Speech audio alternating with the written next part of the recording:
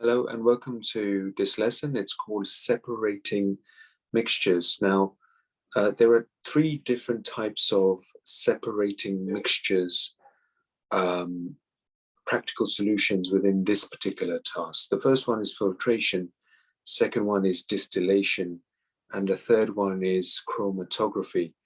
And we'll be looking at those three separately. Let's start with filtration, which is the top one. So in filtration, what we're trying to do here is separate the sand from the water. So you can see here, so there's a beaker there, and there's sand and water mixed together. So we're trying to separate this. So what we've got here is we've got some filter paper in this particular beaker here.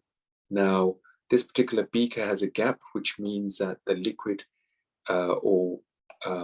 the water is going to flow down here, and this will filtrate into our bowl here. So we've got a combination of sand and water, so we're just putting some filter paper at the top of this particular beaker, and we pour in the entire sand and water into this beaker, which means that the top of the beaker, the filter paper will trap the sand at the top, and then water will then go right at the bottom, and that means that the sand and the water has been filtered and separated. So in other words, the solid particles have been separated from the liquid, and this process is pretty much called filtration. The second particular separating mixture technique is what we call chromatography. Now in chromatography, in the diagram that you can see,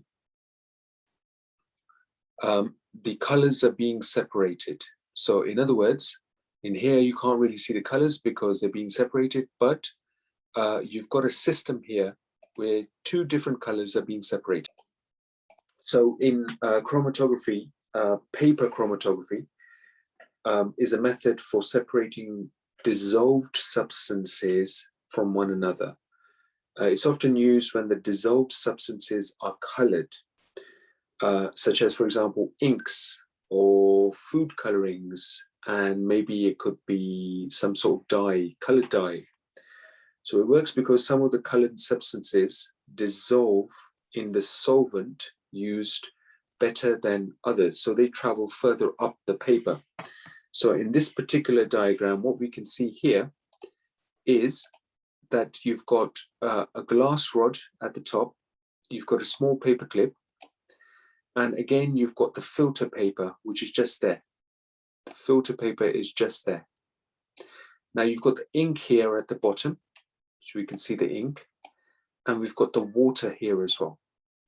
So what happens is the ink spot will go onto the filter paper, and some of the color will actually go up the filter paper, and the heavy color will stay at the bottom.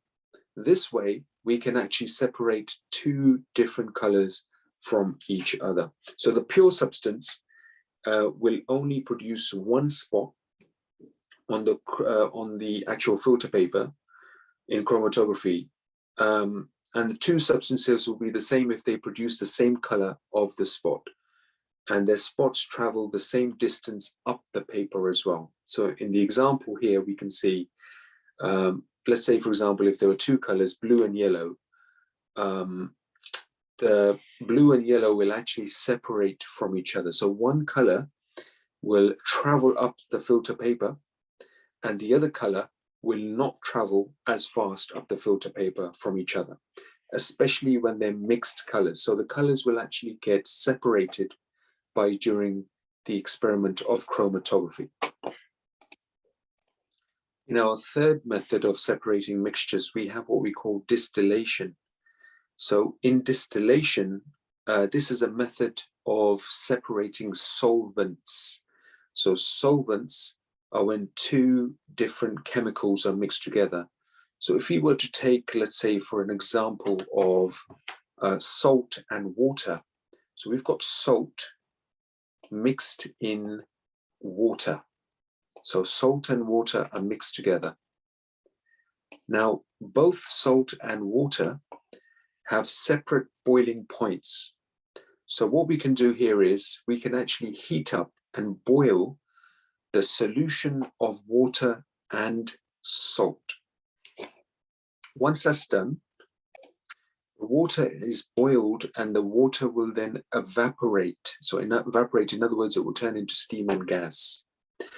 We then get this particular water and we cool it and we condense this water. So we can see here, get the water, we cool it, and then we condense it, and it comes here and it's trapped here as distilled water.